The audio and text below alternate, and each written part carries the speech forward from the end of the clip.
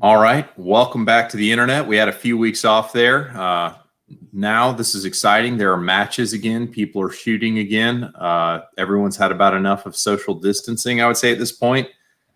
Some matches are making you wear masks at an outdoor range, which seems kind of silly, but it's better to have a match and wear a mask than not. Joining me tonight are we'll go around the clockwise there. We got Reds Dot /Loudner. If you're looking for him on Instagram, he's going to be Reds Dot. Loudner, how are you this evening? I'm doing really, really well. My body is completely sore, but otherwise I'm doing great. And how did you earn this soreness? Just from shooting matches, or I have literally been nonstop live fire shooting, like hardcore, multiple hours in the heat since Thursday. Like matches or practice? 2 days of practice, Thursday, Friday, and then 2 long days in the sun and the matches Saturday and Sunday. Well, I can't say I'm not jealous. Do what I can. Yeah, moving from the kind of southern part of the country more to the northern part of the country, we've got Mr. Platt Kinney, kind of like Bond, James Bond. Yeah. Kinney, how you doing? Good. How are you guys? Good. So you shot some matches this weekend, I assume? Yep. Shot a match this weekend on Saturday out in Emmett. That was fun. We've had a bunch of matches. We had one club that has been dragging its feet, kind of not wanting to put on matches because the BOD just decided that they weren't quite ready yet. And the other club said, well, we'll take your weekend. So we've had matches every weekend for, I don't know, at least the past month. We've had lots. We had Nice. double last weekend. And Coy, bringing up the rear. Coy shoots on Instagram. He had to get his Instagram dry fire on so we couldn't make fun of him. Yeah. Sliding across home plate for the chat. Hello. Coy, you did not shoot a match this weekend, did you? Unless you shot XMG on Saturday. No, I definitely did the Asian thing, and I was studying for an exam. Feels bad. I figured you were just shaving. It took that long to get all those. It took a day and a half to get that mustache off. One hair at a time. Yeah, I know in high school I got told a lot of girls had to wash their hair and didn't want to hang out with me, but I figured it was you washing or whatever your mustache there. But so looking at who we got in the chat, got you're in here. John Jeffries, Jay Beal from North Carolina. What's up, Jay? Brian Perkis down in Austin. Manny Things. I'm not real sure where he's from. Chewy Cookie from right here in the DF Dubs. And Coy is depressed in chat. That's sad. Although you resemble your avatar now, so that's at least moving in the right direction, I guess. So we already kind of started touching on it, but I think it would be interesting to kind of expand. Well, let's knock out the gratuitous capitalism things. So if you are reloading and considering reloading, I think you should consider Gallant Bullets. And you can save 10% on those bullets with the code PewPro10. If you are one of those guys who insists that steel-framed 9mm guns that break trigger return springs are the master race, then Gallant Bullets has the 125 projectile for you. You can load that sucker as long as you want. It is glorious. It's the reason you should want to shoot Gallant Bullets. And you can save 10%, so buy all of the Gallant Bullets. Moving on from there, if you are a simpleton peasant who insists on guns that you don't have to clean or break, and you need go-fast parts for them, use Humble 10 at the Glock store and save 10% on all of those parts. Doesn't work on guns and some other things, but works for most of the good stuff. So not bad, not bad. And any day now, if his tooling ever gets done, Harry's Holsters has race holsters supposed to be coming to market. They're going to be awesome. I've been using them for over a year now, but they're not here yet. The Humble Marksman will save you 10% there for a baller concealed carry holster in the meantime, unless you're a soulless ginger who's left-handed. So He really doesn't do left-handed holsters at all. Always. He makes none. He does not make left-handed. So I talked to him about it because I get hit up by people all the time like, why doesn't he make lefty holsters? He used to make left-handed holsters, and the way he makes his tooling is he was doing it all in-house at first. So he has a CNC machine which makes the holsters. So he'd have to model the holsters in CAD, then cut it out of an HDPE block to stretch the Kydex over it or whatever. And I mean, it would just take him so long to make those 3D models that only to get like 2% of his sales were left-handed holsters. Yeah. So it's just like if it's 10 to 15 hours of getting the tooling done per thing, it just wasn't. It was a one-man shop. It wasn't worth his time to set up for left-handed holsters. So he just kind of left them behind. So if you left these all band together and started buying from Harry, he'd probably make you some holsters. But in the meantime, other places make left-handed holsters. I'm sure we can recommend some good ones to you if you're not already aware of them. But kind of going around the horn, I'm curious. I want to change this because we already talked. Okay, so I shot up a match. Coy shaved his mustache. Red shot 2 matches, and Kenny shot a match. How is the response to the pandemic changing in your area? I'll start with the DFW. We limited our squads to 8-man, and originally it was supposed to be like 2 little groups of 4, so you didn't get close to each other and all this kind of stuff, trying to follow the governor's orders. But by the time match day rolled around, like nobody was taking social distancing seriously. People were shaking hands, and it was kind of weird when people come up with their hand out and you're just like, oh, okay, I guess. So in speaking with the club presidents, it sounds like next month we're going up to 10-man squads. And I wouldn't be surprised if by then we're not up to 12 to 14-man squads again. That's the way I'm seeing it here. Red, what are you guys doing down in Austin? Social distancing. What's that? Masks. What are those for? That about sums it up. People are being pretty good about not doing full on handshakes or hugging or that kind of thing. People are generally spacing themselves, but you're seeing very few masks. People are not standing 6 feet apart at all times. Most of it is justified in saying that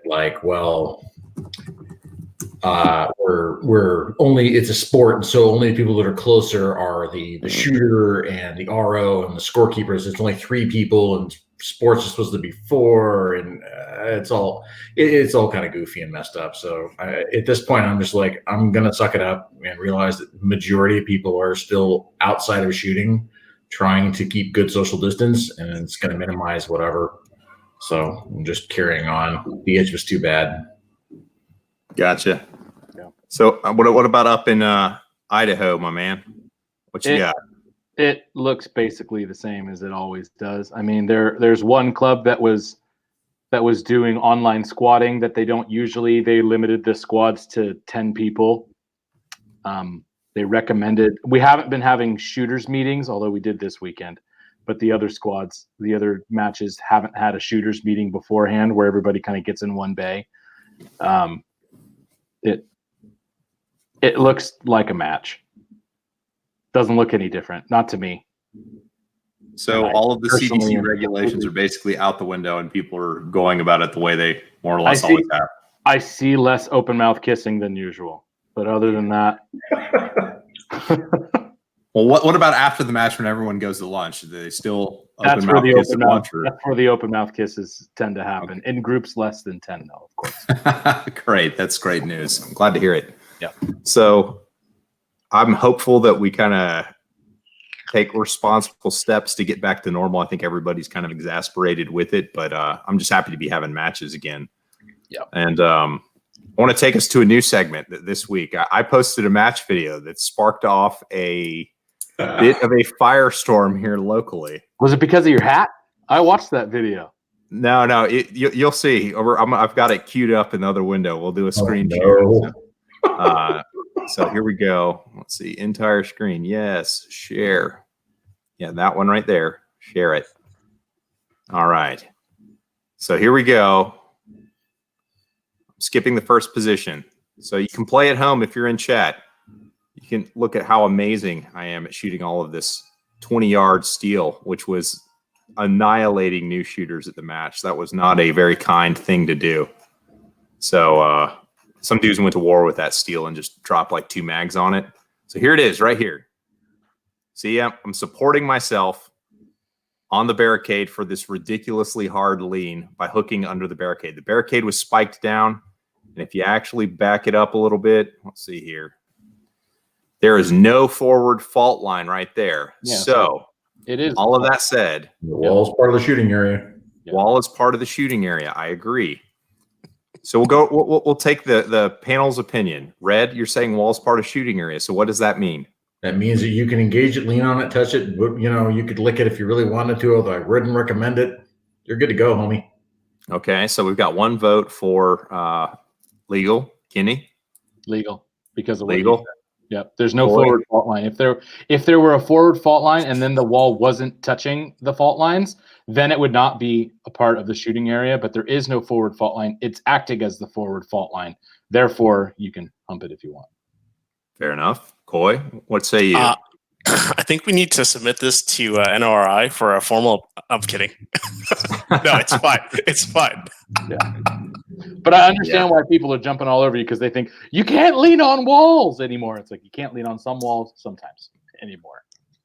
So in reading the rules and reading the two things that were brought up by local shooters as contesting its legality was the revision to the supporting yourself on barricades rule from people standing on the actual braces that were connected to fault lines. So imagine if that wall had, like, it's usually on wood walls that have, like, kickers coming off the back of the wall, bracing them to stand up. People would climb around the back of them and support themselves on what was clearly not intended to be part of the shooting area. Like, that is very clearly written out of the rules at this point. You can't do that anymore. But what we have there is exactly what Kenny was saying, is there's no forward fault line that demarcates the end of the shooting area. So the barricade, by being that, is part of the shooting area. So you're free to support yourself on it. And the other challenge was that walls are supposed to go to infinity. So that's up and down. Only in shooting. For shooting, yes, exactly. That's exactly right. And to that point, like, even following that reason down the rabbit hole. So if you concede that it's part of the shooting area and you can support yourself on it, there's no difference to hooking your leg on the underside of the wall as to if I were to grab the edge of the wall and lean out like that and fire one-handed. Like, that's supporting yourself off the shooting area. That's still legal.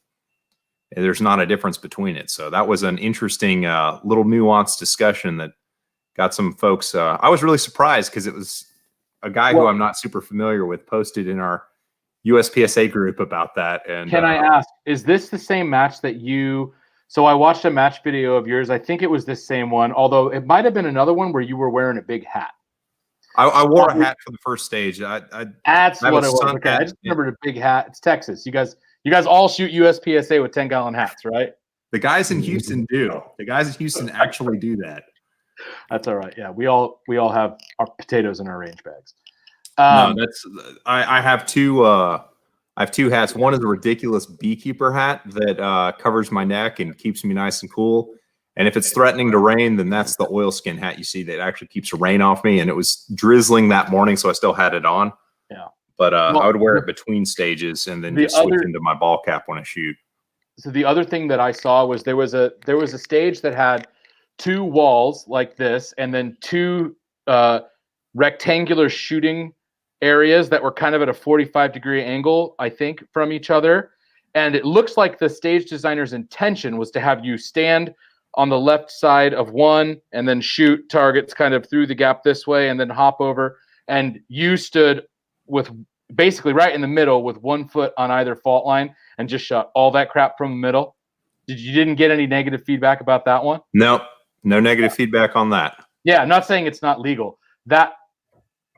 My personal opinion with that, both of those two things are legal and also should have been not possible if you had a little bit more detailed stage design. So the backstory on that is we're kind of flexing our wings for the level 2 that we're hosting this fall. By the way, if you're watching this and you're in kind of the southern United States, the North Texas Open registration is opening on 6/1. So sign up and you can shoot some similar stages to what you saw in my most recent match video. But that was actually intentional, trying to see, like, so what you couldn't see is like it was kind of dodgy, and it totally killed your momentum to do it like I did. But you started right behind it, so you hadn't really developed momentum at that point. So I did it that way. I didn't get with the smallest squads as we were running. I didn't really have a lot of time to kind of figure it out. But there was a window that you could actually shoot the left array from on the right side of the stage as well. So you couldn't get any shots on the activator on the drop turner, but you could shoot both the steel targets. So you could have basically just shot you could have made it into 2 positions or sacrificed momentum and made it 1. So I opted to do that. But I mean, it went both ways. We saw people stop. You could do a hard lean from the right side if you're a right-handed shooter and still get a look at all the steel. It was just a more compromised position to do it, but you could leave faster. So the guy who won the stage actually shot it from the right-hand box, just doing a very hard lean. But he is a phenomenally fast, short Asian man and absolutely crushed it. So that's our dude who's 90% of Max Michel who won that stage. Nice. So that was all the fun we had with legal or not legal for the day. So you didn't know this, Kenny, but you're on the hot seat tonight, buddy, because I'm starting to get saucy in my training. So I basically came up with a bunch of questions that I want to ask you, or at least bounce my ideas off you, framed in the form of questions. Okay. And collaborate with you on this as I get ready to tool up my training for that. So for all of you who are not aware, Kenny is a grand master in limited division. So just take a moment and bask in his magnificence. Thank you. Limited now that it's and hopefully production very, very soon. We have a classifier match coming up in like 2 days. We actually have like a weeknight match, and I'm within striking distance. I'd have to have a real good day, but it's a classifier only match. So it doesn't really matter if your match goes well. If you can knock out a couple of hundos, that's, mission accomplished. So we'll see. So this is, everyone can kind of field this one, no problem. Is what do you say that the minimum level of participation is to do it being making GM, assuming a late 20s, early 30s start with modest athletic ability? And so when I say level of participation, how many matches are you shooting a month? How much dry fire are you doing? And how often are you live firing? You can zoom that out to how many rounds a year you think is appropriate to be shooting. Do you have an indoor or outdoor range membership? What does it look, feel, smell like to be on the path to making GM? So Coy, since you're laughing the hardest, we'll start with you, buddy. I feel personally attacked. That's right. Not that it matters really all that much, but where are you guys all at as far as classifications are concerned? I'm like a 92 or 91 PCCM, and I want to say something super bad for open. I just started shooting it, and I tanked like the first, what is it, 4, 6? I don't know. See, Coy got his open guns. Like, I got this open gun. I'm not going to practice, and then it didn't go well. The thing about PCC versus handguns, I think it's a bit of a disservice that they even count towards each other. They're so different. Like if you've got a guy that shreds with a rifle and he's PCC GM, that does not mean that he's a masterclass open shooter. Well, I legit. There was a presentation by Troy McManus, and he said otherwise. Oh, no, I legit quit shooting PCC to avoid this problem. I'm not going to lie. Correlating from handgun to handgun, like, hey, if you're pretty good with a single stack, you're probably going to be pretty good with a limited gun or pretty good with a prod gun. But between PCC and the handguns is like, I shoot with some people that are phenomenal rifle shooters that are more than one class lower with a handgun. I'm in that category. Yeah. I'll like place top 3 at an area match, but I am not anywhere close. I get smoked by the A class guys. No shit. Sure.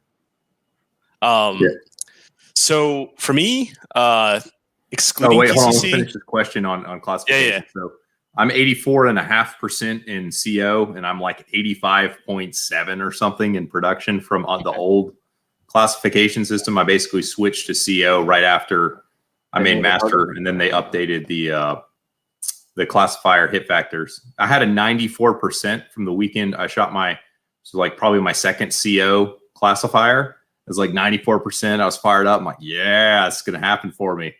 They updated the classification. And it was an 84%. It's like, oh, They made it a lot harder. Still They did. doable, but they really raised the bar. they did.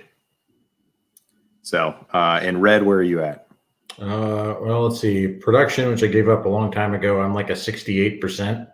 Although, unfortunately, because I made M and CO, they made me an A class, which is a joke. I'm also technically M and CO, but I had a bad classifier right after I made M that counted. So now I'm an 84% master. However it works out. It happens. It doesn't. I mean, Right on. That's sick. Realistically, I'm just sort of a glorified A class right now, and I'm okay with that. yeah. So you guys are all really close. Like you're in that mid 80s. That's kind of where you are. Whether you've made M yet or not. That's Yes. like right where you guys are all at. Cool. I just don't know. So No, it's fine. So, back to the question, Coy. What do you think it takes to be a GM? And then, are you doing it or not? So you want my funny answer first, or not? My funny Yeah. answer? We need some levity here, man. Make it happen. All right. So if you're like a boss of the fucking iPad, like 30 minutes tops. All right, like, you need to be a scorekeeper, baby. oh yeah, this guy knows what I'm talking about. Use him on practice score. Nice. If you're really bad at iPad, just that you probably have to practice a bit. I think I have to shoot more, but it's a bit unconfirmed for me. I don't know. I need to get more involved. I think. I want to say I'm at a spot where I don't think my dry fire is proportionate to how much I'm shooting. But I can't shoot more than I do now because it's like 45 minutes an hour to the range every time, and that's the do you care enough aspect of it, I suppose, where I'm at. Definitely something I might be willing to try, given we're in a weird world right now where if I disappear for a couple of hours during the day, nobody may notice, and if I keep this up for a couple of weeks, nobody might notice. I don't know. So I guess the question is, like, what do you think the buy-in needs to be? Like, what kind of burn rate on ammo? How many days a week are you dry firing? How long are the practice sessions, etc.? So I'm gonna give the cheese answer and say it depends, right? Like if you're a potato and you don't go and actually have the goal in mind, then it could take forever, right? Like a cajillion runs. If you're a genius and you have an attention span like longer, bigger than a fly, then you could probably do it if you knew what you're going for. If you went out and what do you call it? What's this guy's drills? He's the mental game Steve Anderson. Yeah, you go do his whatever, like his I don't know, he's got like 10 or 20, I don't know what it is, but some like set of drills, right? That's like specifically designed to take care of the gun handling stuff for classifiers. And you could probably knock it out, I don't know, 3 months, legitimately, if you tried your ass off. How many hours a day do you think it's dry firing in 3 months? Hour, 2 hours. Easy. I mean, if you want it enough, that's pretty easy stuff. So like 2 1-hour sessions a day, call it, or maybe 2 30-minute sessions a day, but probably like 5 days a a day, week. right? Yep. Yeah, so something intense. How many rounds of live fire you think you're doing to correlate with all that dry fire practice? Wow. You're making me think about this. Maybe I should do this. Call it, I don't know. So I mean, if you need help with math, how much is a practice session? If I help you with math, this is screwed up. And for people who are just listening to audio and not looking at the screen, I think his SAT score is better than mine. But he's studying for a test too. So, but anyway, it's not a math test, thankfully. Let's call it 500 rounds a week. Probably take care of it. So 500 rounds a week, is that one session or two? That's one for me, but I only go once a week. So I don't know, 300 twice a week, maybe, or 300, like 600 total, 300 twice a week. I don't know. Okay, so we'll leave you at 500 plus or minus rounds a week, and dry fire for 2 hours, and you're saying you can do it in 3 months, and that's assuming, well, from a match standpoint, because it's the best 6 of your last 8. How many matches are you shooting to get those classifiers? You got to take some bites of the apple. It's got to be every week, right? Okay. We'll go to Red next, and then I'll go. And the only man who's actually done it will bring us home here. So this is what we think it is, and we're not G's, and he's going to tell us what it is, or at least was for him. What you think, Red? I don't think you're gonna like it. I kind of know what your answer is to this because I'm familiar with your body of work on this. But Red, what do you think it is? To make GM, I mean, we're talking about like just the your stats of late 20s, early 30s. I don't know, man. I guess for me, like I look at it from my perspective, and making GM is nigh impossible. Frankly, it's not a goal I've ever had. I don't think I'm ever going to make it. It's just I'm too old and I'm out of shape. I'm not athletic, so it's just not a reasonable thing to ask of me. It's not something I've thought too hard about. If I've seen some younger guys, if they put in the time, 30 minutes of dry fire every day minimum, and you need at least 2 good live fire sessions a week, if not more often. And I think with that, if you're targeted, realistically, you could probably do that. Like go from, if you're, if you have some skill, because that's the other thing too. Like, are you starting from zero? Or are you like, I've never picked up a gun before, and how long will it take me to make GM? We're talking about somebody who's been shooting a while. Well, talking about that, like I came from IDPA, and my notions of what it was to be successful in USPSA were informed by what I was doing in IDPA. So it took a few months of sort of banging my head against the wall to realize that that's not a very good cross-compatible skill set to score well in USPSA. The mentality on how you have to shoot is markedly different. So there was a lot of kind of unlearning and limping along with like the IDPA belt rig. Like it's good enough, it's close. Yeah. And then finally getting that, 5 months later, getting the inner outer belt. I'm like, oh man, this is so much better. Yeah. So I think you're actually at an advantage starting with nothing and just coming straight into USPSA than if you were to cross over from 3-gun or IDPA. Yeah. I would say realistically, if you got somebody who's not like a MOOC, like if they're a higher B class or they just made A or whatever, that kind of work, 30 minutes a day minimum, more is better. And then confirming all that in live fire twice a week, say 200, 250 rounds. I think somebody, if they're dedicated, could do it in 6 months. 6 months. 6 months with going to matches and that thing. If that is their only mission in life is to make GM. I think more realistically, if you've got a pattern where you're, dry firing 30 minutes a day, and maybe you're getting 1 live fire session a week, and maybe you miss a few days, or maybe you're doing it 5 times, it could take you up to say 18 months at a slower pace. If you're focused on that and you can get there. Because I guess the question is, are we just talking about making classifiers? Or are we talking about classifier, not actually competing at a GM level, just making okay. a classifier. So if you're just talking about classifiers, then yeah, I think at that level, you could probably, if that was your main focus, you could do it in 6 months. Okay. Kind of feel bad now. You guys like Coy's like 3 months, 6 months. You got to think of it like Asian mindset. Ooh, fair enough.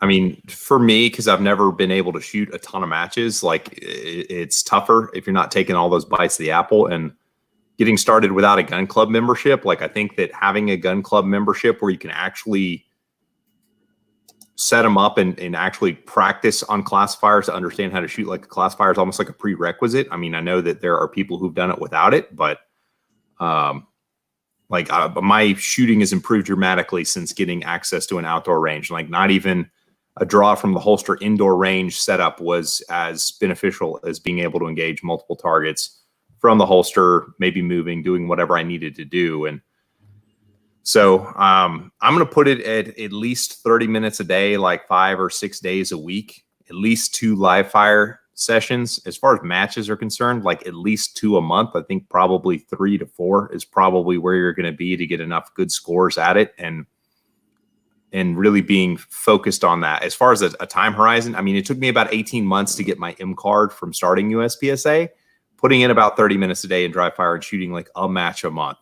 So I'm a slow learner, and I recognize that. And irons never really made sense to me. Now that I have a dot, like things are starting to click, but I don't know. I still think it takes a year to 18 months to make GM. So Kenny, yeah, inform us, man. What is it? Well, it's a hard question to answer there are a few things that come into play.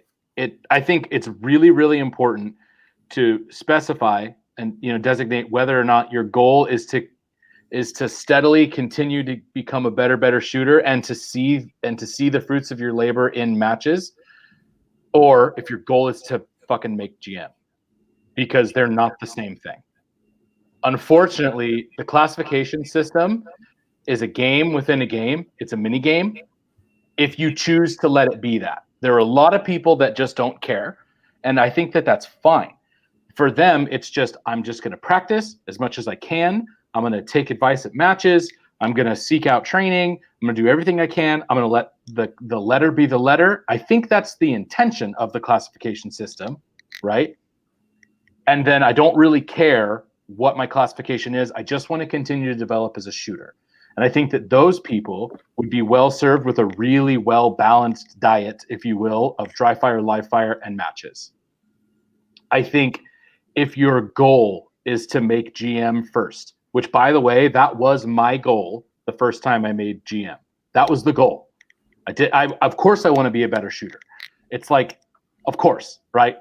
I want to win nationals, right? We stuff you want, okay? But the big goal was, can I do this? Because I wasn't even convinced I could make master, and I made master like inside of a year. It didn't take a super long time. It wasn't super hard.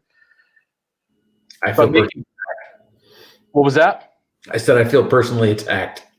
Sorry. But again, the classification system was also, honestly, the classifiers were easier at the time. And I have to say, I shoot a lot of matches. I've always shot a lot of matches. I've always shot at least 3 matches a month. And 2 of the matches have 2 classifiers. So I shoot at least 5 or 6 classifiers a month, sometimes 7. I shoot a ton of classifiers. So that really, really helps too, right? If you're shooting 1 a month, it's like, how do you do it? How do you do it in a certain amount of time or whatever? But what I'm trying to get at is, if your main goal is just to make GM, I think you need to be really, really dry fire heavy. I definitely think you should live fire as well. But the classification system is still, even with the recent change for the 18 and the 19 series classifiers to include some movement and stuff, that's still not that many classifiers. There's so many stand-and shoots, and most of them have crazy high hit factors and times that need to be sub 5 seconds. And what that means is that your manipulations need to be spot on. The guys that I see that level up quickly and make GM quickly have hellaciously fast gun manipulations. And then as far as the classifiers are concerned, they shoot them with reckless abandon. They're not concerned about their match score. Again, I'm not saying that this is how it should be. I'm not advocating that everybody do this. I personally have very strong feelings about the classification system, and I think that ours is super broken. I think we should change it. I think it's bad. But that's how it is right now. If your goal is to make the highest classification possible as fast as possible, I think you should be really dry fire heavy, like 2 hours a day, 5, 6, 7 days a week dry fire heavy, and then shoot as much as possible, but really dry fire heavy, really, really heavy in manipulations and close fast stuff. That's my opinion. And I don't think it should be that way, just so you know. I think picking up what I'm putting down, Kenny, because my very next question, it's almost like I told you to set us up for this. So index, shooting at GM speeds, how much is going off of index and how much is actually visual and seeing where the sights are going before pulling the trigger? I feel like we can just go straight to you on this one, Kenny, since you set it up so nicely. And the reason I'll say it is I shot a 79% classifier. It was 99-13, which is quickly 2, which has the most ridiculous start position in the world. Yeah. And I mean, I was running the gun pretty quick. It was probably, I don't know, 25 to 30 splits on the freestyle stuff. My strong hand and weak hand were a little bit more sluggish than I like, and that's where I really dragged my score down so badly. But I couldn't have gone a whole lot faster freestyle without basically relying on my gross index, like how my arms were held in front of the target and connecting on alphas. Like it was not a, like there's the dot crossing the line into the A zone, let her rip kind of kind of cadence. Like that was the cadence I shot at, was I could see everything as I was doing it and had a marginal ability to correct it. So that said, when you're shooting at make GM speeds, Kenny, what are you seeing on the sights? Not a lot, but something. I know that's vague, but you're not shooting. You're not shooting without any kind of concept of that there's a gun in front of your face. But you're certainly not seeing equal height, equal light, or a completely still dot on target either. You're seeing something very much in between those two things, and you figure out what you can get away with in live fire practice. But here's the thing. If your only goal, this keeps going back, if your only goal is to make GM, shoot it like your hair's on fucking fire. Like, does it matter? I mean, this is the problem with the classification system, is that our classification system throws out scores that it thinks are too bad for you. So I don't know why I admit this kind of stuff on podcasts, but I don't know. I just think it's fun. At the last match I just shot, I'm getting fairly close to making GM in production, and it's a goal of mine. I'd like to make it this year. I feel like I shoot to a GM level. I'm not worried about competing at that level, especially in production. It actually suits my style of shooting more than limited, which I'm also a GM in. But I want to make it, and it's a goal of mine to make it. So before I shot this most recent classifier on Saturday, I looked up the high hit factor for the stage that I was shooting, and I did some math to figure out what do the times need to be. It's unattainable for me. I couldn't do it. Not that one. There's other ones I can do. Shot a hundo last weekend. That was great. But that's on one that I'm comfortable with, and I know that I can do it because I've done it before in other divisions. So again, this comes back to, like, what do you need to see for me to be able to shoot this particular classifier, which I can't remember off the top of my head which one it is. But it was very simple. It was like a turn and draw. There's just 3 paper targets, each with no shoots. And string 1 is a turn and draw and shoot 2 on each. String 2 is facing down range, hands at sides, 2 on each. Grand front sight 2? Yep. Yep. Grand total. Yeah. The high hit factor on it is 11.8. That's wow, 11.8 with a minor gun. Really high, dude. Your total time, if you shot all alphas, has to be like 5.5. It was like 5.6 seconds, 5.7 seconds. So it's what average. Are the 2 strings? It's turn and draw, and then just one of the 2 strings turn and draw, and they have no shoots on them. So here's the thing: is it what it came down to for me is this is not one that I'm going to be able to shoot 100% on. It's not going to happen. If I shot my very, very best, I could probably shoot somewhere in the 90s on it, but I don't think that I can't shoot 100% on that one, at least not with any regularity. Now I can turn and pull the trigger that fast and put shots down range, but are they going to hit the target? I don't know. Are they going to hit the white guy? Highly likely. So because the classification system is what it is, I chose to lay up on that particular classifier because I knew that it wouldn't hurt me for the match. I shot like an 80% on it or 78% on it or something. And it's not like I went artificially ridiculously slow. I shot each of the strings in a little over 3 seconds, like 3.3 or 3.2 instead of 2.5 or 2.3 or 2.4 like they needed to be shot in. And I took no risk of hurting my classification because the system's messed up. And I took no risk of tanking my match. I don't like that this is the way that the classification system is, but that's the way it is. And they say it's to prevent sandbagging from people keeping their classifications artificially low. I don't know. To me, it seems like it raises them. Like once you get to the top, you just swing for the fences. And if you miss, they say that doesn't count. That's not representative of who you are as a shooter. It's not, you're better than that. And you're like, am I better than that? To your exact point, I shot a 79.5% on the classifier this weekend. Because I'm an 85 in another division, that's not going to count for me. A 79.5 does not count for me. Yeah, it's hard for me to talk about because I've made GM a couple of times. I just think the system's super messed up. Yeah, I forgot to mention he's also a single stack GM, so he's twice as cool as you thought he was. So cool.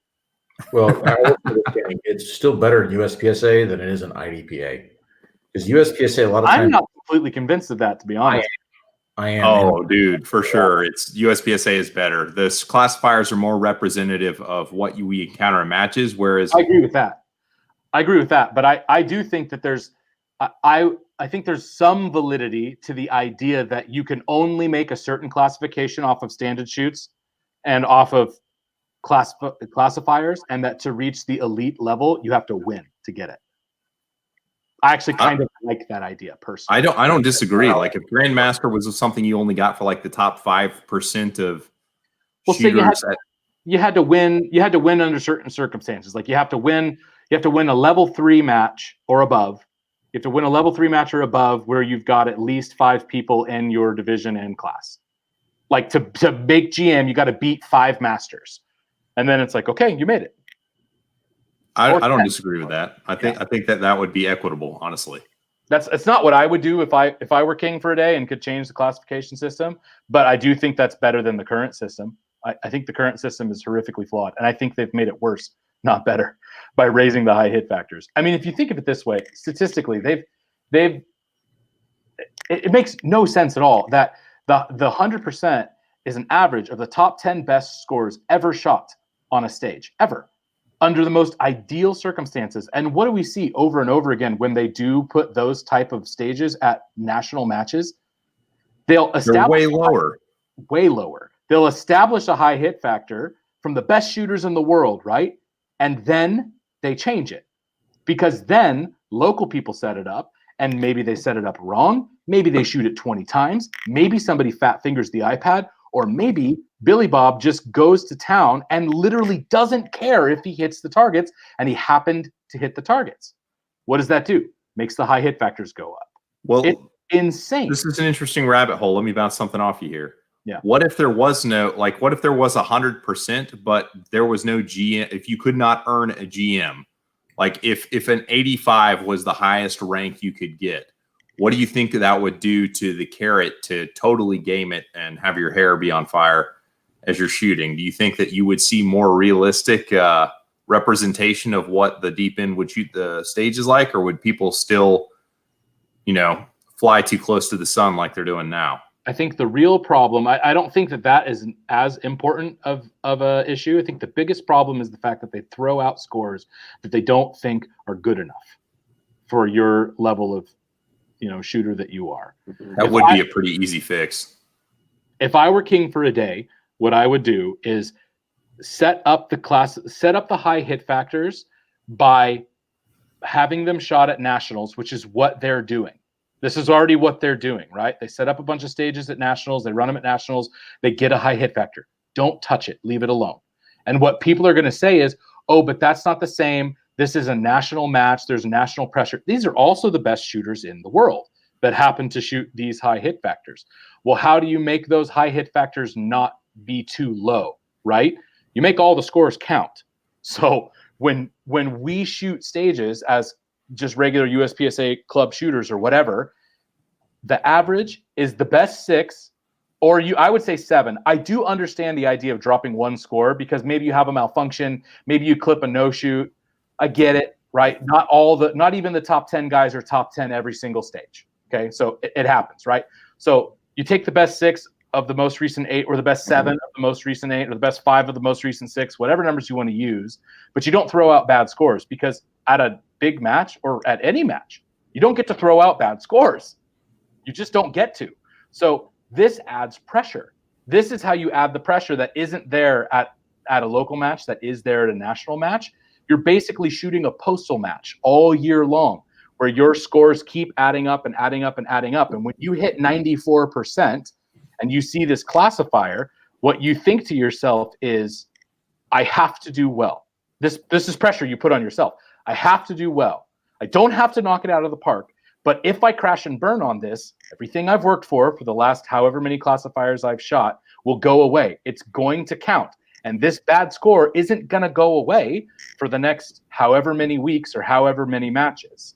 I think you'd see a lot more A and B class shooters than you would A's and M's if what you're suggesting were the case. Because I know I haven't looked at my classification record in a while, but like I had kind of a rough patch. It's sort of the end of last year. I think the last 3 or 4 classifiers I shot in CO were all like 75s to 79s that don't count because of the classification rules.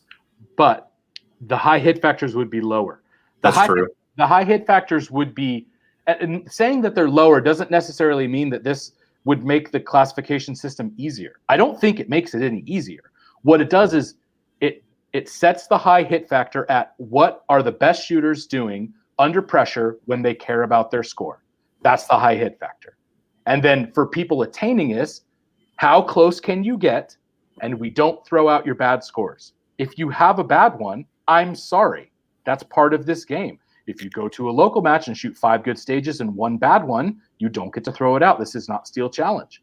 If you go to an area match and have 2 good days and 1 bad one, I'm sorry, you might not win. We don't get to throw out your bad day.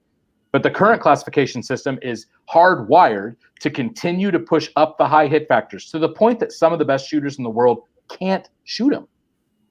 They can't get it, even if they try. There's some, I mean, Can You Count's a good example of that. I don't know that anybody can hundo that. It's almost it is a 16-something hit factor in open. It's like a 15-8 in limited. In production in CO, I think you have to fire, I think it's like 2.5 second string or something. Like it's insane what it is. So here's the funny thing about Can You Count is Can You Count's actually one of the ones that was the last classifier I shot that I made GM on in single stack. I did a 14.5 hit factor on it. That's crazy. It's really high. Yeah, it's pretty good. But the fact that is now considered like, I don't know, what's that now? 88%, 89%? It's like 14.5. Put that in a major match and show me what happens. I was looking it up the other day to set up practice, and the CO El Prez high hit factor is like a 12 or 13 now. Insane at this point. It's just why would you shoot El Prez like that? Other than flexing on Instagram, like that's the only reason. Like absence the desire to perform well in a match, like you're not going to shoot El Prez like that. But that brings up kind of my next sort of question I wanted to chew on, because setting up this question is I've noticed like there's a comfortable rate at which I'll drop my hand to the gun, to the holster, to the magazines to perform reloads. It doesn't look like Jay Beal on Instagram. And he actually was my inspiration for this. He's nuts. So at Shout what out point, to Jay for having literally the best manipulations of anyone I've ever seen. he posted that video of him doing that draw in his basement and then going down to a knee with the reload and stuff. And I was just like, oh my God. Dude, some guys have it. I talked to BJ. I asked BJ one time because I'm like, dude, my surrender draw sucks so bad for we shoot like local Steel Challenge. He's like, how bad is it? I'm like, on my fastest, like Smoke and Hope fastest surrender draws are like at or bare like 99s. Like I can't really get any faster than that. That's as fast as they are. And he's like, woof. I'm like, yeah, bro, I know. You're BJ. How fast is your fastest draw? He's like, do you really want to know? I said, yeah. And he goes, 55. How do you do that? How you do a surrender draw at 55. And he said, it's his fastest one. He did it out of Kydex with a single stack rig. How do you do it? Like, I don't understand. I don't know.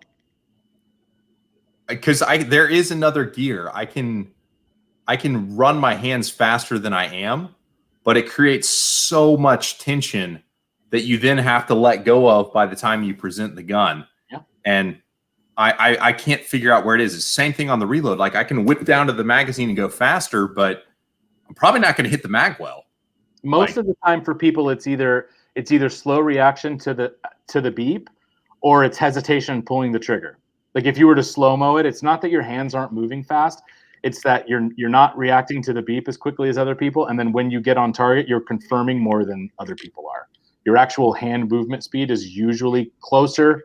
It's closer to them than those things are close to them, if that makes sense.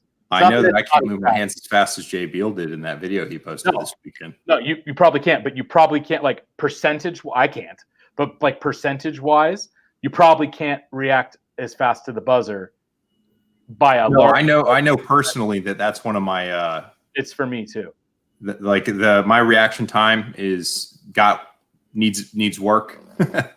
Yeah. But same thing. I don't like to shoot Charlies off a draw. Like I like to let the gun get settled in my hand first, then pull the trigger. Because a lot of times when I'm presenting, if I like from the hands at sides, the fastest I can draw is about a 0.8, and the gun is just flopping around, and like my grip is not solidified on the gun if I let it go that fast. spoken like a shooter who cares if he shoots a bad score. And that's the problem. I don't write the rules, man. I don't like fair enough. I don't even like the rules. I wish they change them. But if your goal is to make GM, you have to not care if you shoot a bad score. Now, by the way, then if your next goal is to actually compete like a GM, you have to care a lot if you shoot a bad score. And that's why the system is so screwed up, is that the classification system encourages shooters, incentivizes them to shoot in a particular way because it highly rewards it, yet matches incentivize and reward shooters that shoot differently. Yes, you got to be fast, but it hurts you really, really bad to make big mistakes like hit 2 no-shoots on a stage. This is a problem. This is the problem with the classification system as it stands. So that's why it's a hard one to talk about, because it's like people will say, well, if you make GM like that, then you're going to go to matches and get stomped. Yep. 100%. You grow into your classification. That's the way it goes. I did. Yeah. I mean, everybody levels up and then is the bottom of whatever class they're in at the next major they shoot. Yeah. Like almost invariably, unless you're Luigi Lee or Luke Cow, winning 4th at nationals as a B class. It's possible that those guys are just sandbagging. I don't know. I don't actually know personally, but you're gonna not mention Hwansik? All right. Oh, yeah. Or it's possible that they're just shooting the stages like they're stages and they don't care. Like if it's a match, if you're shooting for a score in a match and you've got a 60-point stage that's plastered with no shoots, is it really worth it to try and shoot an 11 hit factor when you can do a 9 all day every day? It's only 60 points, and if you hit 1 no shoot, you're going to go lower than that anyway. What if you hit 2? Like the risk versus reward for your match score makes it not really worth it, right? So if they're shooting those stages like they likely are with the intention of doing the best they possibly can at the match, they're not really incentivized to try and shoot it that hard. It's too risky. The juice is not worth the squeeze. But if your goal is to make GM, who cares?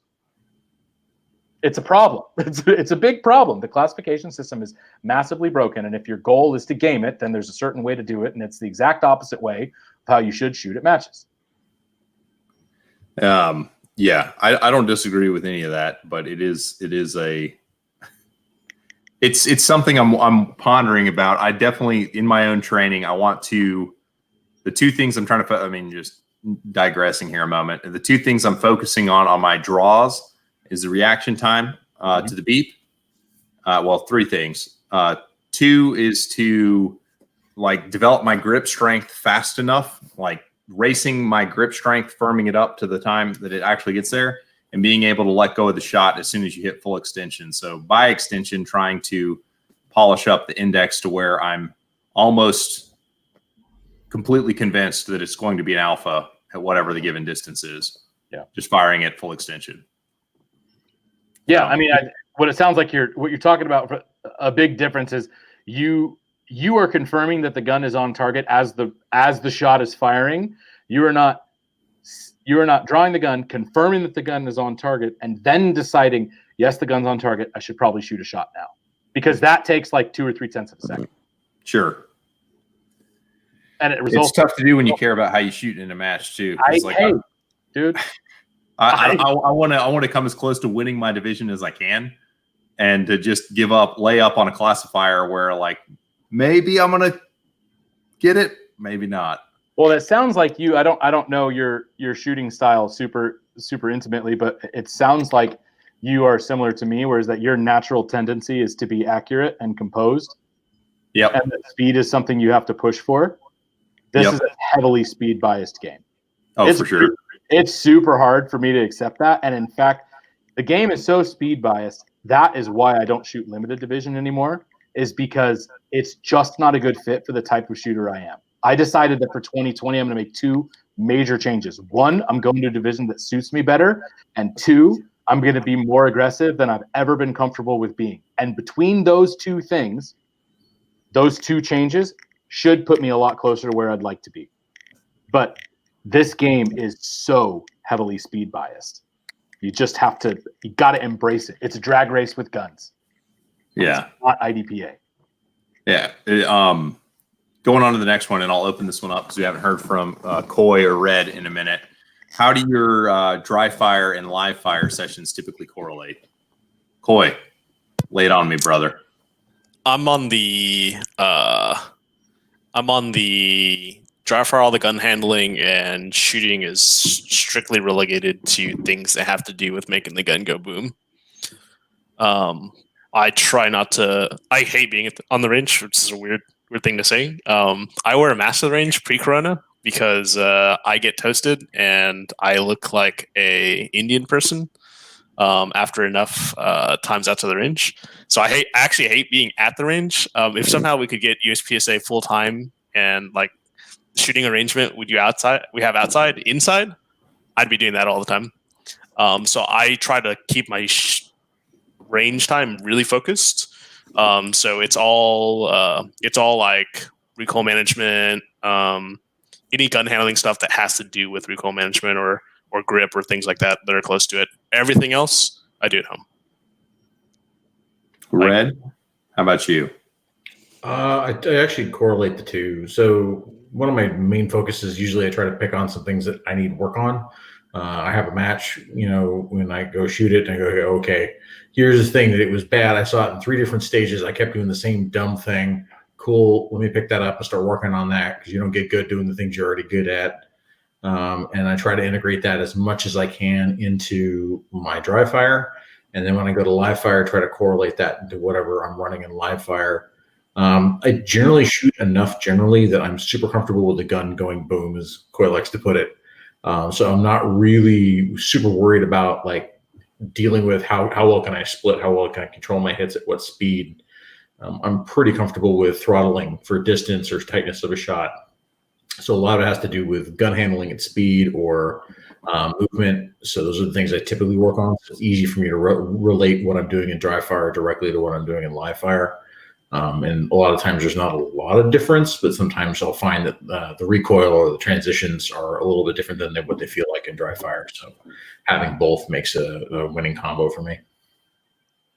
Kenny, do you give this thought, or you just show up at the range, shoot around? What's your process as far as planning your training on dry and live fire? Yeah.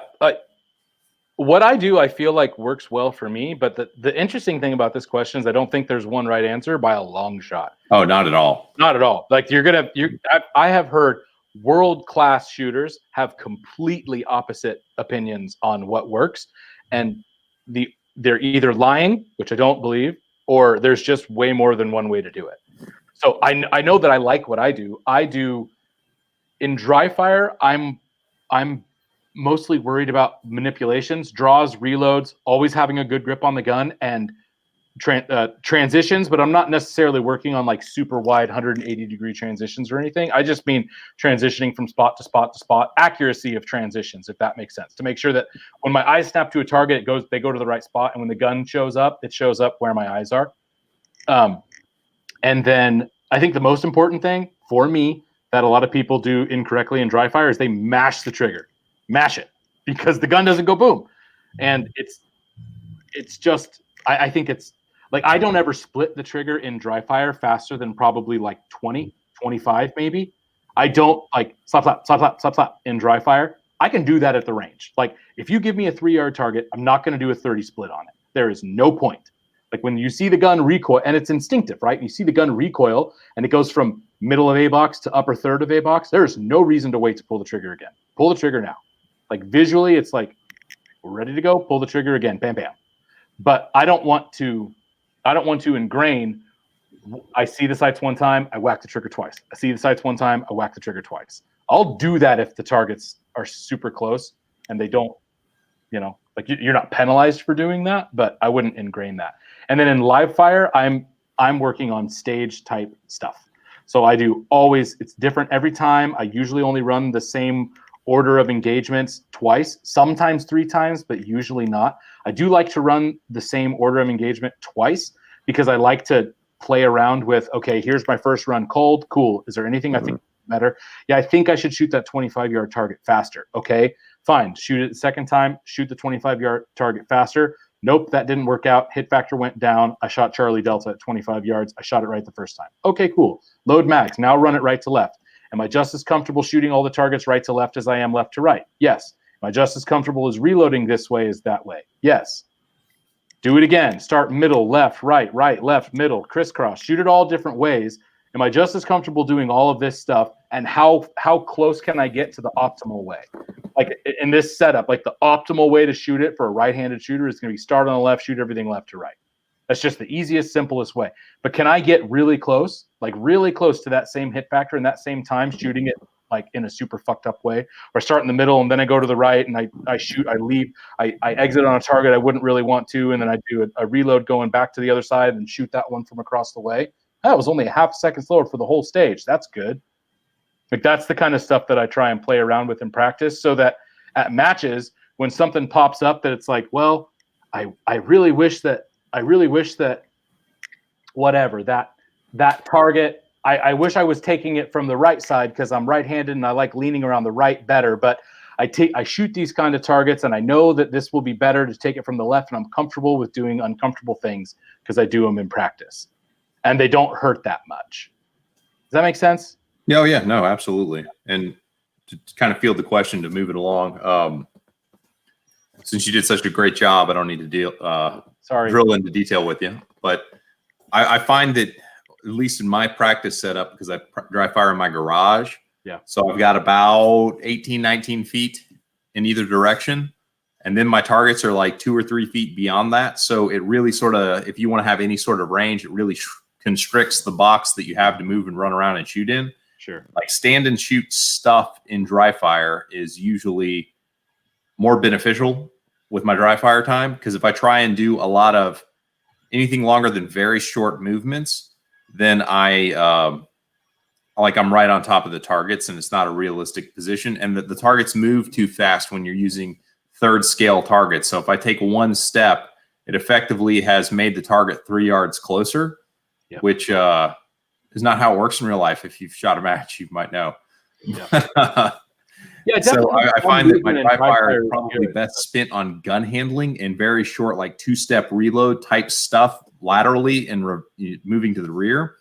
Because what I found, and through looking back at old match video when I was trying to get up for this season, since, I mean, I don't think GM is my goal this year at all because I have very few classifiers on the books and I'm going to do a nationals run. So I'm more interested in my field course performance. And what I've noticed is my setups are bad, like my soft entries and things like that for other CO shooters. And that's not something you can really dry fire effectively. At least I haven't been able to figure out how to do it. So a lot of my dry fire time right now has been actually doing position entry stuff and position exit stuff, because you can kind of do exits in dry fire, I guess, but it's really not the same. Like there's a very different way the gun moves on a full-size target at the appropriate distance versus a scaled target. So I think for like the gun handling stuff, the dry fire is king. I think you can really get there. But for stage stuff, I feel like that's best done at the range. Because, I mean, for me, I'm 6'5" and like 240.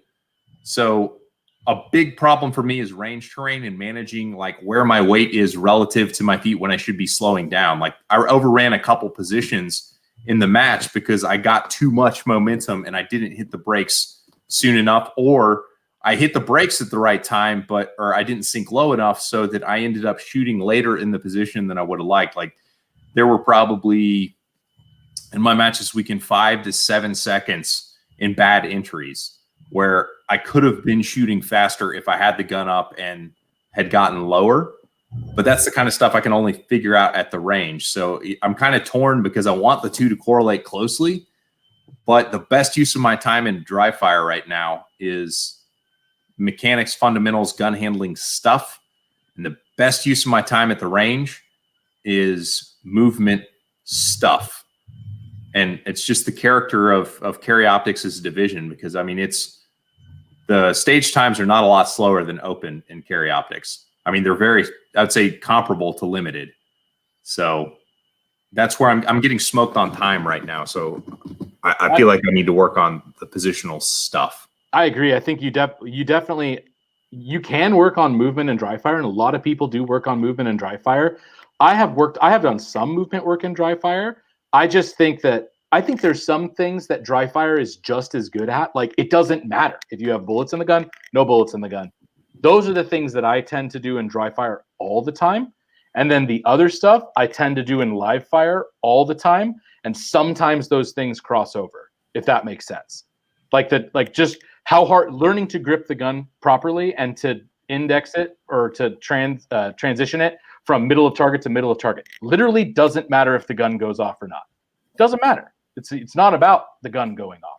But learning to put alphas and close charlies on targets when decelerating from your full speed into your entry, and then setting up for the rest of the array, better served in live fire. Can you do it in dry fire? Absolutely.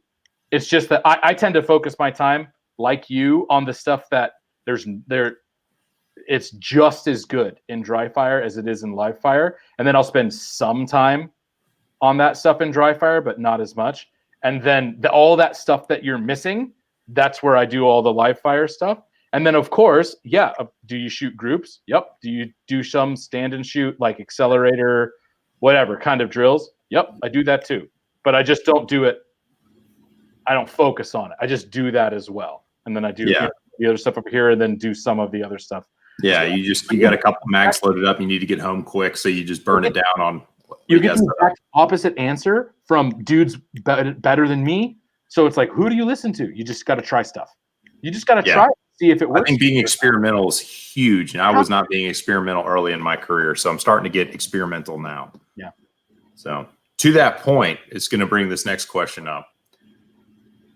So in making GM, how much of it are you focusing on what you know you should be doing versus what you're feeling as you do it? And the reason I ask that question is like I shoot a dot, and convention is that you see the dot on the target, you pull the trigger. But what I'm finding, the more I try and like lay down these kind of faster like GM type scores, just to understand like what that pace feels like, the more I'm finding is it's more of a let your big dumb muscles sort of index the gun on what you're swinging onto, and then let your sight confirm what you're doing if you're trying to go at like top speed. But the more I focus on the actual sensations of like what the gun feels like in my hands and like how does it feel to swing my torso, like it's almost like developing a vocabulary that, I don't know, I feel like there's a disconnect from what my mind was telling my body to do.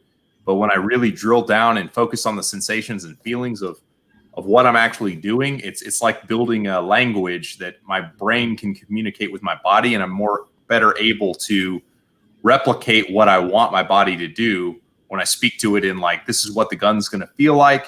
You're going to pivot your waist and it's going to cause this kind of jiggle as you swing from this target to this target, then this target to this target.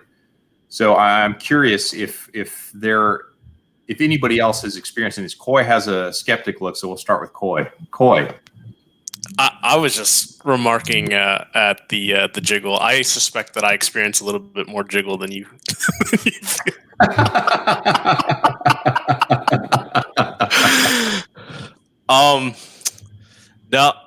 So to be honest, I have at this exact moment considered finding help, in maybe the way of a coach or something like that. I don't know how that's going to work, but I agree with what you said earlier about being experimental. What I think I have some trouble with now is what's that country song? What hurts the most? I don't have a good sense on what hurts the most. And maybe it's because it's a lot of things, but so I think I'm working on what feels the worst, but that may not be like empirically observed by somebody that's much better. The actual best thing to work on.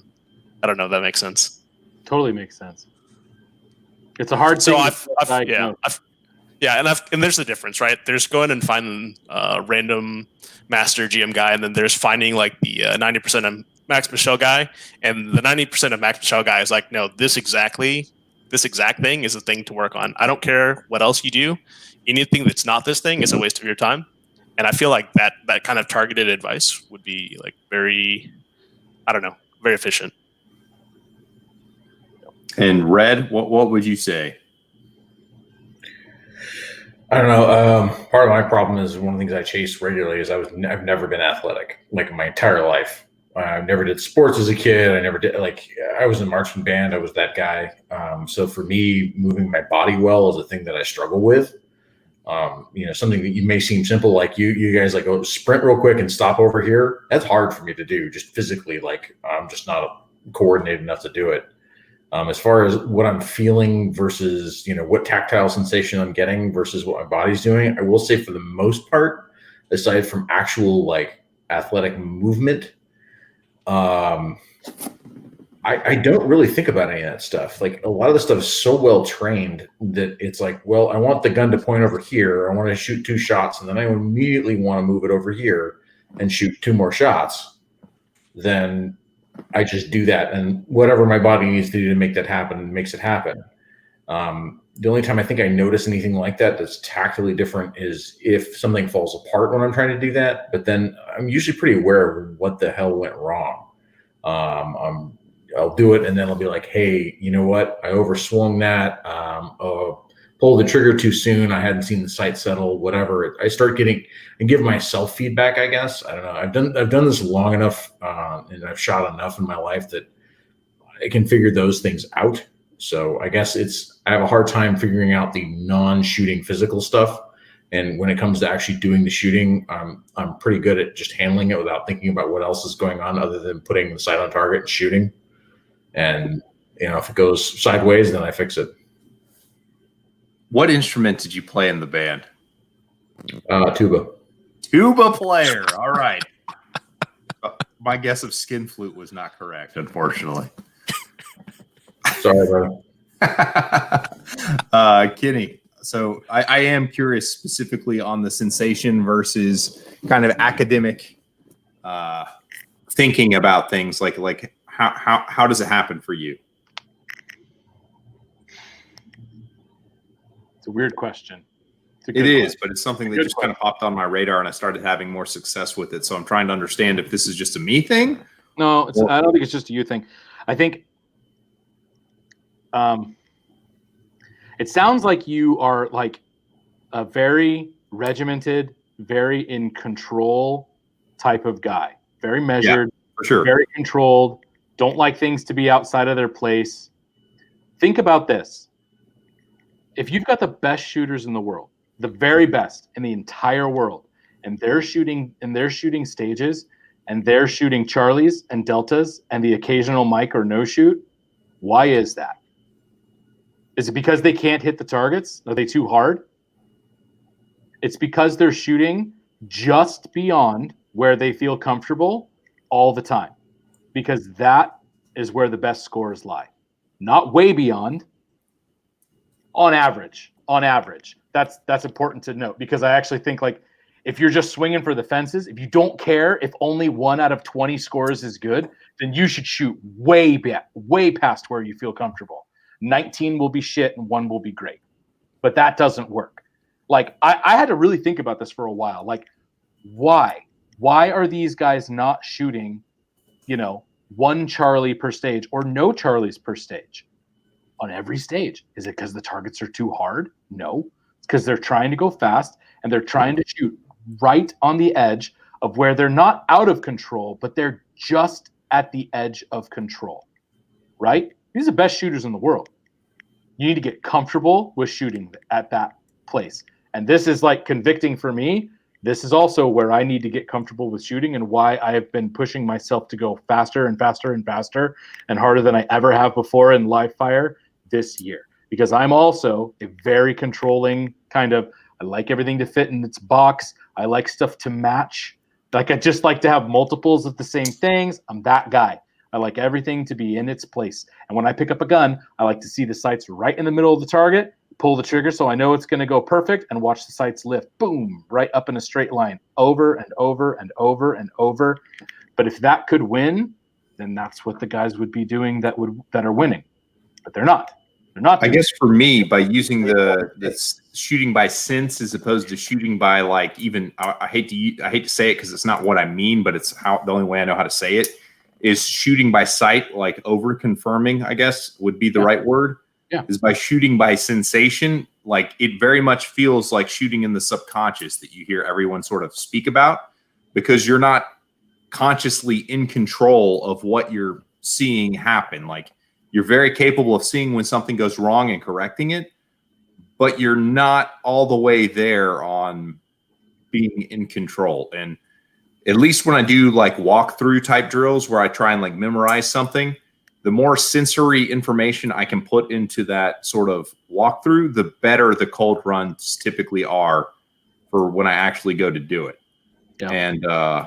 And I think it's because it does take my need to see, and it is not perfect, but a really good sight picture on each target. It kind of strips that away. So maybe it's just a way that I'm getting around sort of a barrier that I have. But I was curious if there was any merit to that in the greater group. Yeah, I don't know how to really articulate it better than that, where it's like, I think you always need to be just a little bit uncomfortable on the clock. Just a little bit. Like not out of control, like dangerous, but unless you've got it in the bag. Like unless this is the last stage and you're 3% ahead, you're 50 points up. It's like, okay, just when the timer goes off, just shoot a bunch of alphas. But like if you're in the thick of it, I think you always need to be just on the edge of uncomfortable, which is not the same as out of control, but it's just, and that's something that I've had to push myself. And maybe you can get so good that you don't have to do that anymore, but to win, right? But I think if you got to that level, you'd be 5% better than everybody else and performing at your 96%. Does that make sense? To win, right? Yeah. But to be able to get there presupposes that you can get 5% better than anybody else, which at the top level of the game, I don't know. I mean, this glaring example that keeps popping up into my head is Stager, because he's so consistent at matches and he wins all the time. But even him, when you watch him shoot, it's like he seems pretty comfortable, but he's not cruising, and it's like, and he's certainly not the only one. He's just the only one that this advice kind of doesn't seem to make sense with, that like maybe he does work so hard that he is actually at his core, he's 5% better than everybody else, and he's the one that he can do it. Like he got that much better that he can cruise and autopilot and win, as long as he doesn't autopilot too low. But it seems like for most guys, it's like you're on the edge of being comfortable all the time, or you're gonna get beat. If you've got just mathematically, say you got 10 guys that are all just as good as each other. They're all the same skill level. Top 10 guys in the world, right? Exactly the same. Guy number 1 decides, I'm going to shoot a good, safe match. I'm not going to make any big mistakes, but I'm not going to shoot to my 100%. Guys number 2 through 10 decide, I'm going to go for it. Not like crazy go for it, not throw all caution to the wind, but I'm going to be aggressive. Does guy number 1 have a chance at winning with 9 guys behind him? No. With 9 guys behind him that are just as good as him and they're not afraid to lose, I say guy number 1 has 0% chance of winning. The only way guy number 1 can win is if he's better. He's got to be better, like by a pretty decent margin, right? So this is all stuff that I've come to a recent realization of, to where it's like, it's fun, like the sport's really fun, but it also is very uncomfortable for someone with like my type of personality, where it's like, you have to be pushing and a little bit uncomfortable all the time. Like when you're done with a stage, you should think to yourself, I didn't see anything crazy. I'm confident that all the hits are there, but I can't tell you I'd be surprised if I had 1 Charlie or 7. Does that make sense? Because it's like a lot of those sight pictures were kind of alpha Charlie. They're good. I know I didn't like miss the target or anything. I know that they're there, but I'm not going to walk off the stage and be like, yeah, there was 1 Charlie on that target. It was a little bit to the left. Everything else is snake eyes right in the middle. It's like, I think if you're shooting at that pace, that you're not giving yourself a chance to win, because at least against people that are at your same skill level, because if you get enough of them that aren't afraid to get second place, you're destined for like 5th or 6th. Yeah, you've basically described my match shooting to a T. Dude, me too. Me too. I switched to prod was twofold. It's like, one, I got to go to a division that has lots and lots of heat because I've had a lot of success at single stack, but the problem is nobody shoots there. I've won 3 area matches and nobody, including myself, really cares that much. It's great. It's fun, but nobody shoots single stack. And it's a bummer because I love the division. It's really fun. I love the guns. I've switched to prod because it's like, okay, this is a division that suits your style of shooting. It is a little bit more measured. Accuracy does matter a lot. Pickup shots are real bad, blah, blah, blah, blah, blah. But that's not enough. If you want to do better, you need to be uncomfortable, much more uncomfortable than you have been before. You need to get yourself to a point where you're not in control of exactly pinpoint where every single shot goes, because the guys that beating you, they're not. Yeah. I don't disagree with that at all. And that's been, I called that building confidence for a long time, like building confidence, but really that was kind of a misnomer. It's more an understanding of like, these are what it feels like to shoot at this different level of control. Yeah. And you have to know where sort of overdrive is. And like, it's mostly going to be there. You're about 85% certain that it's going to be there. And I think that what a lot of people will be surprised with is that they will typically have better accuracy than, well, I can only speak for myself. When I shoot at that level, and I know I'm not just spraying bullets at the targets, but I'm confident that they're all like alphas or Charlies. I'm going to see a Delta or a Mike and pick it up. But, you know, am I confident they're all alphas? No. Do I think they're all alphas? No. But I know they're all like roughly in the center of the target. I think most people will be happily surprised by how many alphas they do shoot, because it just kind of reinforces like, you've been over confirming for a long time. You don't need as much attention to these targets as you've been giving them. You've been over respecting them for too long. I've noticed that myself as well on like some hoser stages. Yeah. And I know where the bullets are going roughly, but sometimes I walk away from those and it's like, you have 11 Charlies. And sometimes you walk away and you've got 2.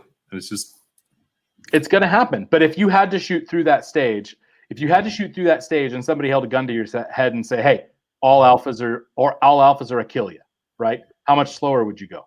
A lot slower. Would your hit factor be as good? Not even close. You know what I mean? Like this is why there's a sliding scale of scoring. You know what I mean? It's a drag race where they count the points. It's just, that's USPSA. It is heavily speed biased, more than I kind of personally even wish it was. But it's super fun and it works really well. The cream does rise to the top. The best shooters do win. So it's hard to argue with, because despite all the flaws with the classification system, like if you go down the list, like almost invariably it stratifies based on class. It absolutely does work. There's no doubt. It's just, you know, like all things that work well enough. Be nice if they, you know, there's things they could do to make it a little bit better, in my opinion. But yeah, generally speaking, it's not like you see a bunch of C-class guys at the top and the GMs are in the middle. Doesn't tend to go that way. Yeah, I gotta do some penance here, because Bill was on my squad yesterday at the match, and because we were short-staffed on our little tiny squads, I was his RO and his cameraman.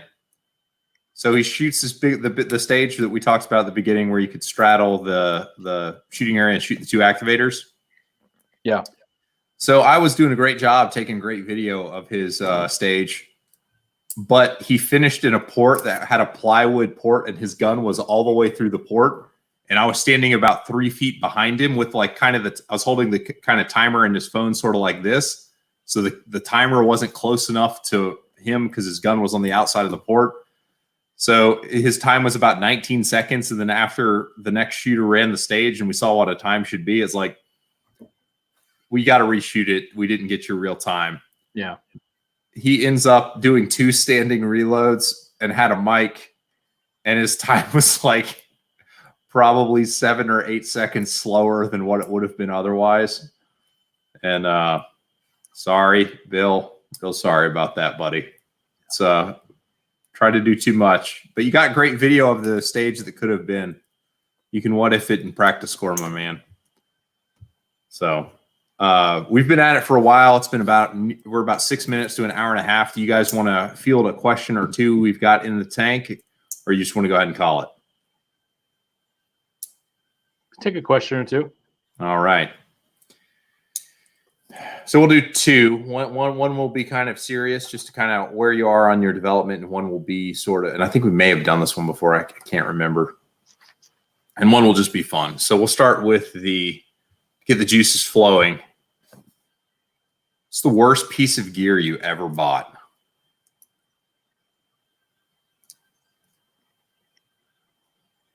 That's a tough one. There's a lot of dead air here, but we spend a lot of money in this game for stupid stuff, thinking it's going to be better. But even still, I don't know. Dry fire mag. Dry fire mag. Okay. So $100 dry fire device you think would be I bought one of the early ones from them because they showed up to IDPA Nats the year I shot it. And they were talking about how great it was, and I showed up my Glock, and I was, oh yeah, no, it feels a lot like my trigger pull does, because I was basically running a stock Glock trigger. And he's like, well, you can adjust it and all stuff. So I ordered it, and I had one, and it was sort of an earlier prototype one. And later on, they came out with a more modified version, and I was like, okay, well, I'll order that. And maybe just because I got the prototype one, it's not so great. And it was equally like meh. I mean, it's weighted a little bit. It gives you repeated trigger pulls, but it doesn't really benefit you at all. And it's a lot of money for something that's not really a win. And after I started tweaking my Glock trigger, like that thing never felt anything like what my actual trigger pull felt like. So it wasn't a benefit there either. So I got to the point where I'm worried about how fast I'm reloading and draws. Like it ceased to be a thing. I was just like, I spent money on the thing and it was like meh. So I didn't buy this, but if I had, I would be a little bit upset, and this is probably going to hurt a couple feelings of people who really like it, and I apologize because I think it certainly has its place, and I think that some people get a lot of value out of it. I just know for me and my type of personality, had I bought this thing, it would have been a waste of money for me because I wouldn't mess with it.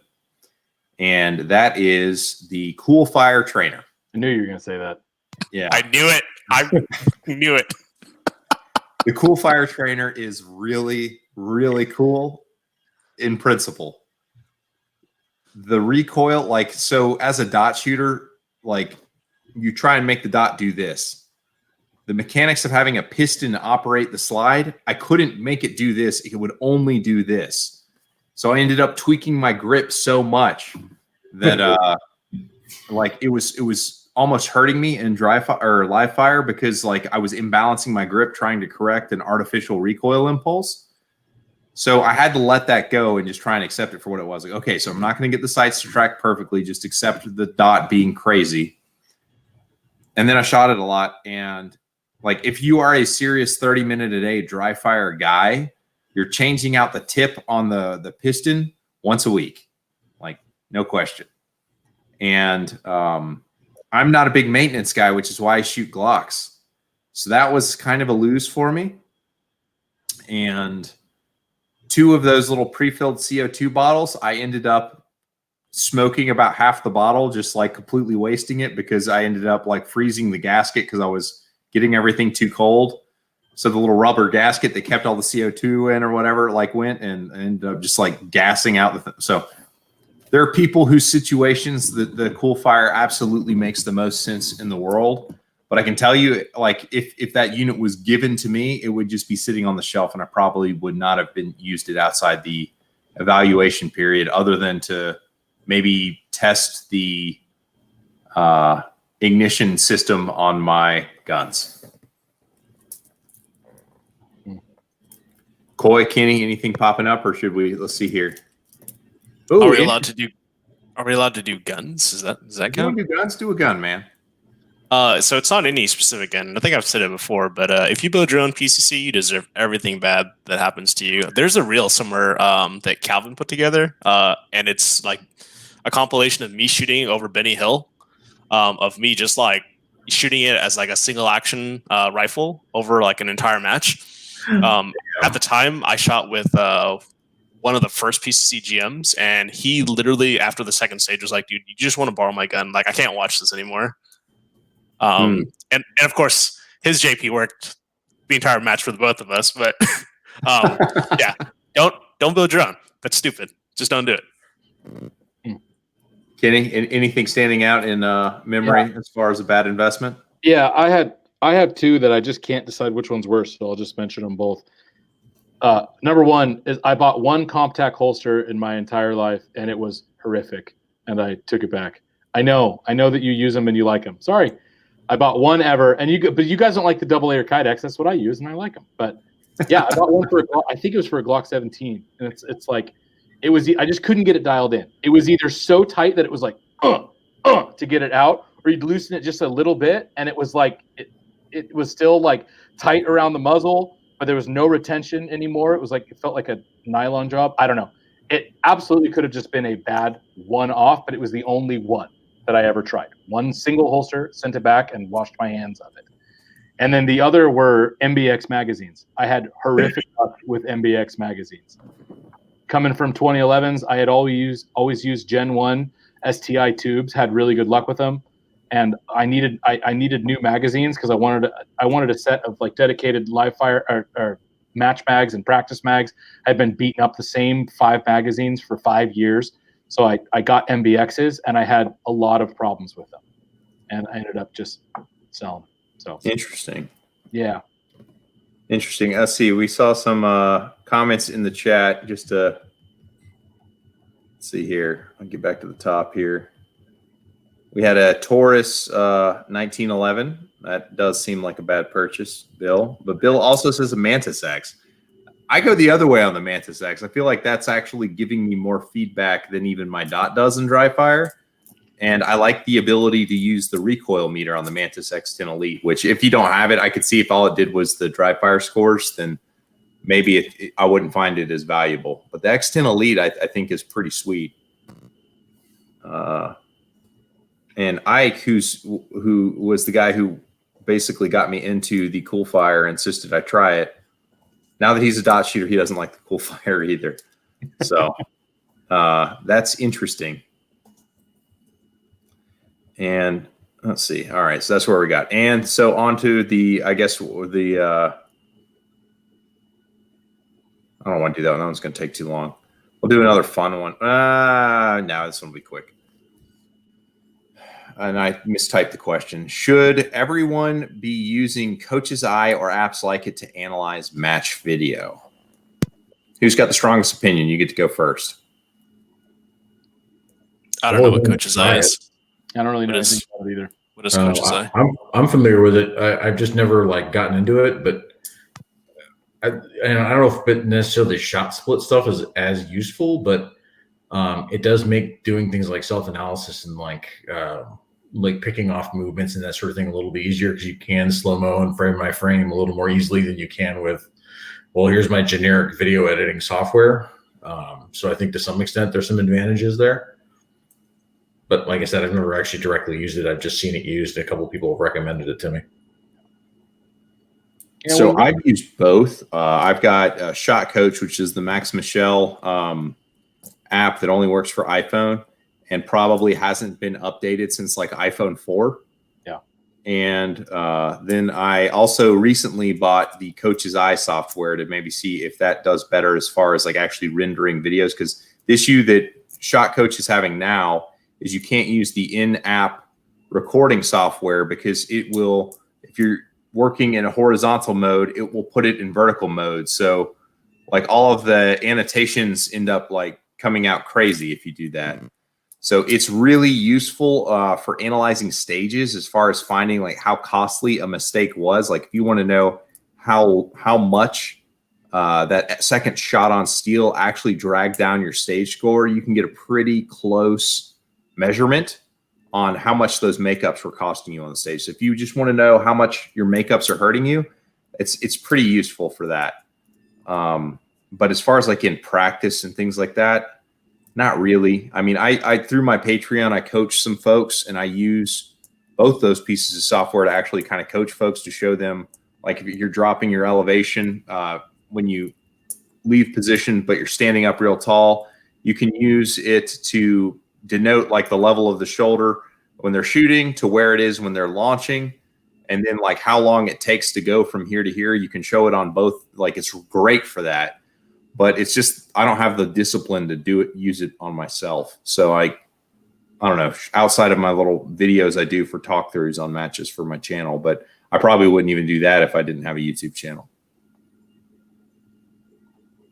Kenny's staying silent on it, so Kenny probably doesn't use any of this. Yeah, I mean, I've used Shot Coach in the past.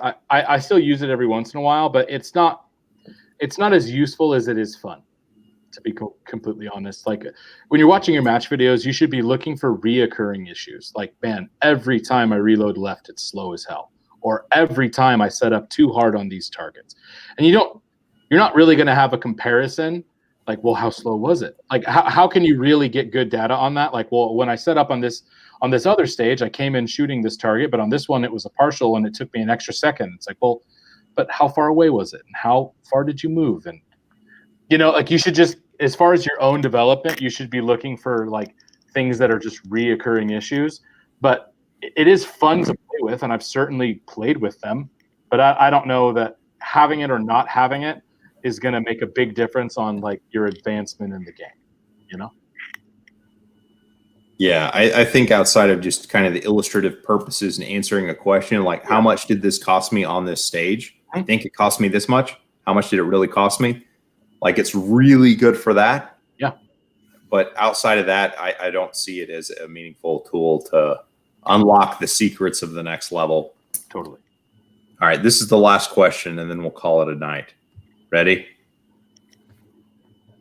Does anyone actually read the USPSA magazine? I look forward to Troy's letter every single one I get. So Okay. I've actually got something to say about this. So it was funny.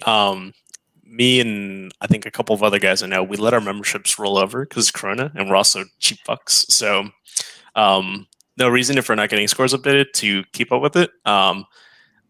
Funny thing, if your membership rolls over, you actually have to look for a special small text link to re-register for USPSA without the magazine. So now they like try to they're actually pushing the magazine on you, which is hilarious because to your point, it's like, what do you even use it for? Looking at the ads, I don't know. Like, is that what people get the magazine for? I didn't know where the text link was. I'm like, where's the $25 one? I don't want the magazine. See, it's there. You just have to look for it because they're trying to hawk their stupid ads. I do it 3 years at a time, and I do the $25 one too because I don't care about the magazine. The only thing I care about the magazine because I find it interesting is the survey that they do every year at nationals. And That's even the only reason I check it. Yeah, like doesn't inform my decisions or anything. I just think I like telling people like when they ask me about my belt rig, I'm like, it's a very stereotypical rig.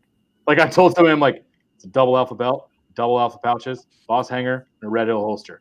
I'm pretty sure if you look on the whatever, it's like the most stereotypical rig that is of all the rigs. It's very like it's just popular. You're the pumpkin spice latte of the belt rig. Yeah. I actually just got a new belt. It's actually waiting for me at home. I'm out of town right now. I got one of those Dominate Defense belts, and it's at my house waiting for me to put my stuff on it. I'm super excited to try it out. I'm very curious to get your feedback on those. I know the guys on Paracast have been crowing about those for a while. I talked to Tom about it on the phone. I'm like, Tom, tell me straight up. He's like, it's not going to make you any better or anything. You know that? It's like, it's just nice. Because it's just really nice. Because I told him, like, dude, I feel like between dry fire and live fire, I wear out a double alpha belt in about a year and a half. They just don't stick anymore. And it's not the inner belt. It's where it's the fuzzy part of Velcro on the outer belt itself that the sticky part or whatever the hard part sticks to. It just gets to the point where it just won't hang on anymore after about a year and a half. And then you keep like, I'll put my keeper on tighter. I'll put my keeper on a little bit tighter. And after a while, it's like, yeah, it just won't hold anymore. And I'm like, a ratchet system belt just seems like that issue should go away. And as long as you don't, outgrow it or shrink too much, should damn well work for a long time. So we'll see. It's interesting. My Ghost Super Ghost belt, which was the cheapest belt I could find when I bought my belt rig, is just now getting to the point where I'm thinking about replacing the belt because the Velcro is starting to go. And I mean, I dry fire probably at least 5 days a week for about a half hour. and I live fire once or twice a week. I don't get to shoot matches as much as you guys, but even still, it's held up really well. I've been really surprised by it. But I've heard that some people with double alpha belts, like they're really awesome when they're new. They just don't seem to hold up as well. Yeah, it could be. And it's nothing. The frustrating part is that the rest of the belt's fine. It's not like they lose their rigidity. No, you know what I mean? It's like it feels fine. And then it's just like they just doesn't stick like it used to. And when it starts not sticking like it used to, you could still get like 6 months out of it if you just are good about putting your keeper on nice and snug. But at some point, I've actually had mine come off during a stage. Like it's completely detached and it's like flopping as I'm running down the stage. I remember that. Yeah, I saw that video. Like, you had one recently with that. Yeah, that was like a year and a half, almost 2 years ago. I'm on that belt. So now 2 years later, a year and a half later, it's not that bad, but it's like, so maybe I get 2 years out of them. But even still, it's like 50, $60 every 2 years or 150, and it should last like, I don't know, semi-indefinitely. I mean, what's going to go wrong? It's a belt, Interesting. We'll see. So I will say the only thing that I read besides the gear survey is I do read Mike Foley's address every month, and then I just basically throw the magazine away just to see if there's anything that he's talking about. But usually it's just him pushing whatever his pet, whatever it is. So are they going to keep making prod better? Oh, I bet they're going to keep improving it till it's dead, maybe. Keep making it better, man. I want a sight block next, and then a magwell, and then 140 millimeter mags, and then we'll be good. Well, you already got your gas pedal on your 320, right? Oh hell no, I don't have one on there. Listen out, man. Yeah. All right. Well, I think we covered a lot of territory. Hopefully, everybody enjoyed it as much as I did. So I'll go start. Coy, where can people find you? There. Kenny, do you have any products you'd like to shout out? Any sponsors? Comptac holsters and MBX magazines. Yeah, I got sponsors. Gray Guns. Now you put me on the spot. I got to remember all of them right now. Gray Guns make really great stuff for SIGs and H&Ks. I assume they make great stuff for H&Ks. I don't know. They do make great stuff for the P320 line. I use it. I like it. Red Hill Tactical Holsters, Gallant Bullets, same as you. Hawktech Arms, which is like a local gun store that is really great. If you're anywhere in Idaho, you should check them out. They're one of the few brick and mortar places that like you walk in and they have the stuff that you want. They have SIGs and Walthers and STIs and CZs and double alpha gear, and it's nice to actually have that locally. And oh no, I'm forgetting one. Who did I already say?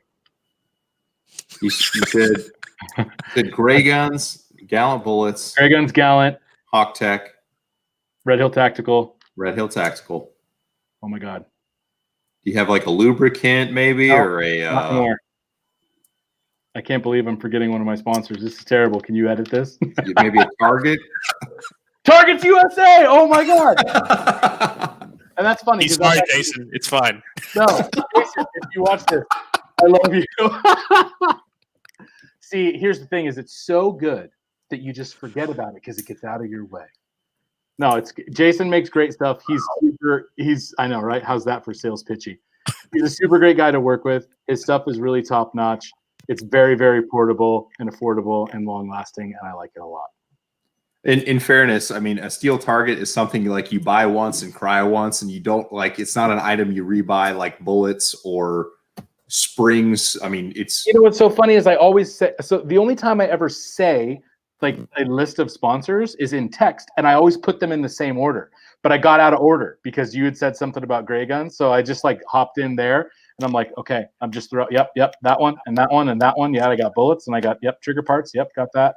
And I've actually had some recent changes and stuff, so that's embarrassing. Jason, you're my favorite. You're the best of all of them. I couldn't remember if you had a lubricant or not. So I was like, we're running out of things that you could potentially want as a shooter. I did have a lubricant sponsor, and while they're a great company, I'm not representing them anymore. So, but yes, I did.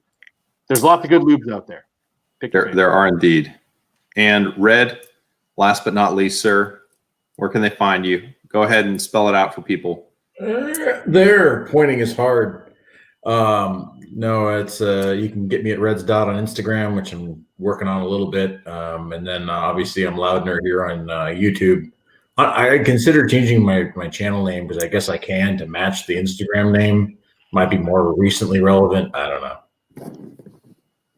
Yeah, it's my original handle was, I think on YouTube was Goliath GT, and then when I decided to make gun videos, I came up with this snarky thing. So you can change it. I know it's possible. Don't ask me how. I don't remember. Oh, I know you can how. change it. I'm just questioning whether or not I should do it or not. So. Oh, there was a guy in chat, Athletic Performance Shooting. His channel used to be called Man Shit. Because when he subscribed to my channel, I thought it was so funny. I'm like, I'm subscribing to that dude. That's awesome. So that's how I found him. But now he has like a respectable trading business and all this kind of stuff. So at one point in time, he was just a Chad with a gun channel. Take a class from him and show up with a Man Shit shirt. I was one of his like first 20 subscribers. He's got like, I don't know, 1,500 now. But it was pretty funny because it's just purely based on his channel name. So, all right, guys. Well, if you're in the chat, I certainly appreciate you coming and hanging out. We'll get more interactive with you guys one of these days, I promise. But we'll do another one of these at some point. But Kenny, appreciate you hopping on. Coy and Red, as always, it was a pleasure. And catch you guys in the next one. Take care, guys.